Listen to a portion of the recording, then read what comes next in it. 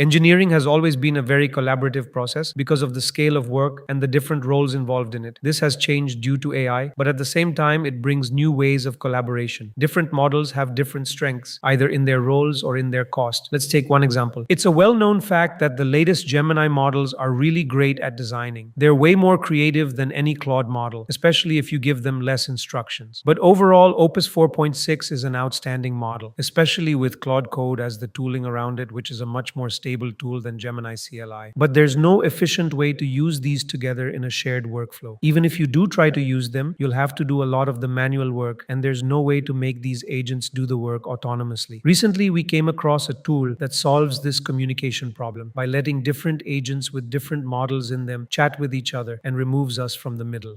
Agentchattr is a chat interface for real-time coordination of AI agents. It supports the three most popular agents like Claude Code, the Gemini CLI, and Codex, and also open-source models like Kimi, Qwen, and more. You can also use it to save costs by letting expensive agents like Claude do the planning and letting Kimi or GLM do the implementation. It uses a shared chat with multiple channels and lets the agents talk to each other and implement features in coordination. Our initial impression of the tool was that the default UI wasn't that polished, but since this is an open source project, we forked the original repo and created a visual layer on top of it, which to us looks much better and is easier to navigate with certain changes that suited our needs. We pushed this version to our forked repo while keeping the original functionality intact, but all the credit for the underlying architecture of this platform goes to the original creator.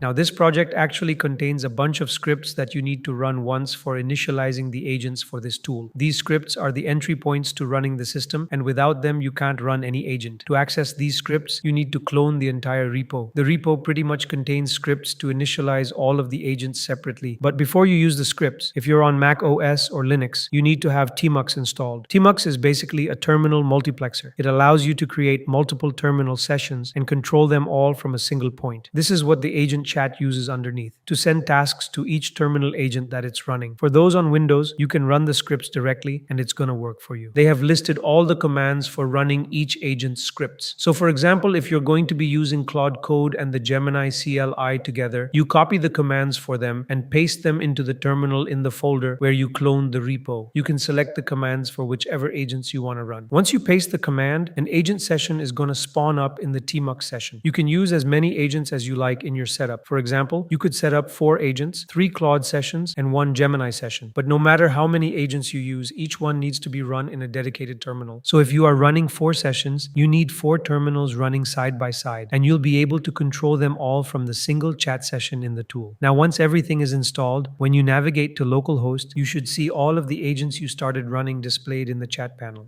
Now, in order to make the most out of this tool, there are certain steps that you need to take that will help you work more efficiently. It's recommended to initialize the framework you're using to build your app before using the tool, because this is a point that causes multiple agents to have conflicts even if they are assigned different roles. So make sure your Next.js app or whatever framework you're using is already initialized before you begin. First, since each of the agents is actually running as a separate Claude or Gemini session, you'll have to manually approve permissions for each of them individually. While they also provide scripts to run in skip permissions mode, it's not recommended because with multiple agents, the risk of an agent deleting another's work is much higher. So you'll have to set up the settings.json for both Claude Code and Gemini CLI with the appropriate permissions. This way, if a file edit or build command needs to run, it won't wait for your manual approval, and at the same time, you have control over the dangerous commands. Another important thing is to ensure that the MCP tools are configured in the file as well, or else you would have to approve them too. You should also create an agents.md file. It currently serves as a template containing an optimized structure for using the agents, which later gets filled by them. It includes the role rules, behavior, and all principles the agents need to follow. You would also need planning files like a PRD, backend, and UI spec templates, which we currently were using templates for and will get filled later by the planning agent. The purpose of using these templates is to provide structure so the agents don't add unnecessary content. All these templates are available on AI Labs Pro, from where you can download and use them on your own. If you found value in what we do and want to support the channel, AI Labs Pro is the best way to do it. The link's going to be in the description. Another thing this tool lets you do is give a name to each agent and assign it a specific role. This makes it easier to identify the agent and have it work according to a role specifically tailored for it. For example, if you're using Gemini for UI design, you can rename it accordingly and assign it a custom role of UI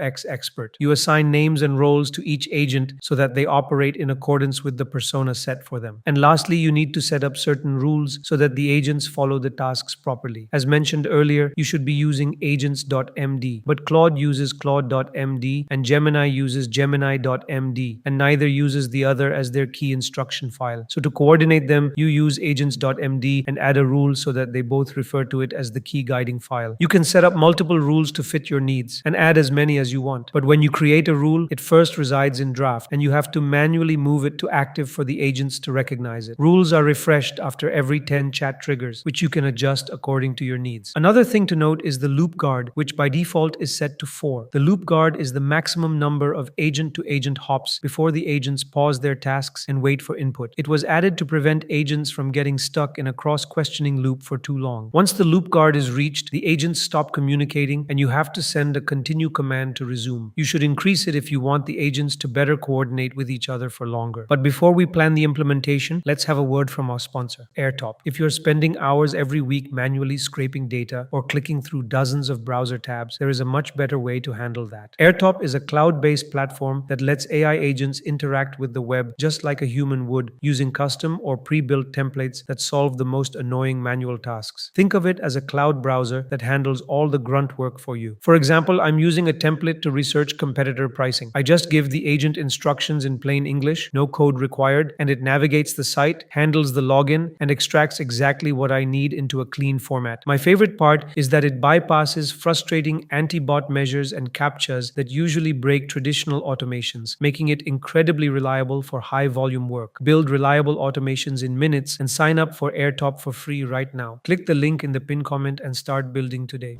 Now, once all the steps are completed, it's time to move towards the implementation. As we have always stressed the importance of planning before implementation, you should start with planning here as well. Similar to how Slack channels work, you can create different channels here too. You'll want to set up separate channels for both the front end and back end. Once you give the app idea, it actually sends a request to the tmux session and urges it to check the message because it was mentioned. The planner agent creates a whole plan, notifies you, and asks you to approve or add changes. It documents the plan in the PRD right on top of the template you initially added. You can make changes as you see fit, and it updates the PRD with those changes. This tool uses MCP to let Claude send responses and read chats from the chat interface, making two-way communication possible. Once the plan is confirmed, you ask it to proceed. And once the PRD is approved, it alerts Gemini by itself and asks it to implement the UI spec documents. But then the UI designer and planner agents start coordinating with each other on the implementation details, with the planner suggesting details and the UI designer incorporating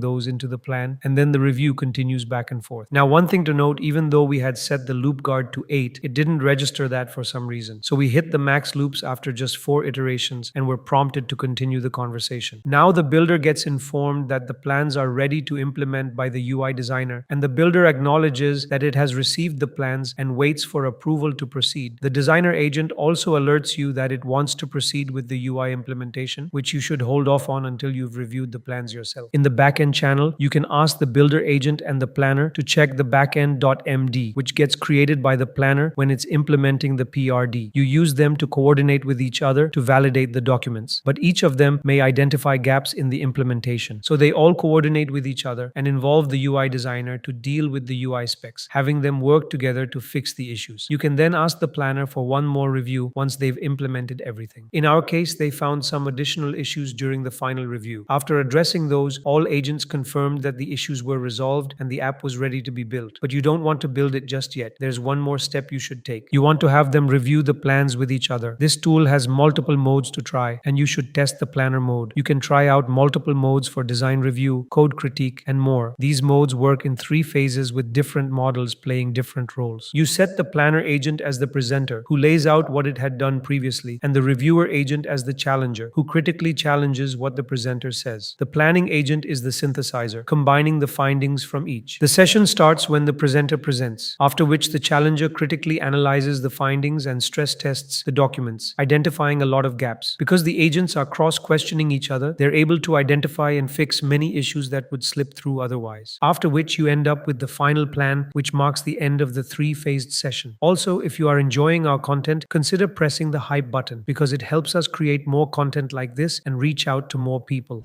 Once the review is done, you you ask the planner to act as an orchestrator and coordinate with all the other agents to implement the project using the respective models for their tasks. It acknowledges and has both the designer and the builder work in parallel. It sends messages to both the backend and front-end channels, giving the builder the green light to start building and unblocking the front-end engineer so they can implement the design. Working with this is really interesting because you essentially just hand over the task to the planning agent and only need to ask it for updates. Having the agents work together is fascinating because they call each other out when mistakes happen. For example, in our case, the UI designer accidentally tried to solve an error that should be the builder's responsibility. Both the planner and the builder agents pointed out that it wasn't supposed to implement the fix because it overwrote the file the builder was working on. This workflow would be much smoother if you had the agents work in dedicated work trees, with one agent merging and reviewing everything as a whole, because that would eliminate the issue of agents overwriting each other's work. So that's something to keep in mind for more complex setups. The planner then triggers the review agent, which identifies issues in detail, provides a thorough report, and assigns tasks to the agents. Since we had already set the rule that if any agent needed something from another, it should just ask, the UI designer requested access to a particular variable from the builder, and the builder granted it. Once the review on their end is done, the planner asks you to perform the final front-end review. When you navigate to the development server, you'll find that the UI matches the gamified version you wanted. The landing page has high contrast, giving it a game-like feel, and uses hype words and references that make it exciting to try out. After the typing test, you receive a performance report. The results are displayed on the dashboard, showing the best speed yet, along with current levels and progress, making the design experience immersive.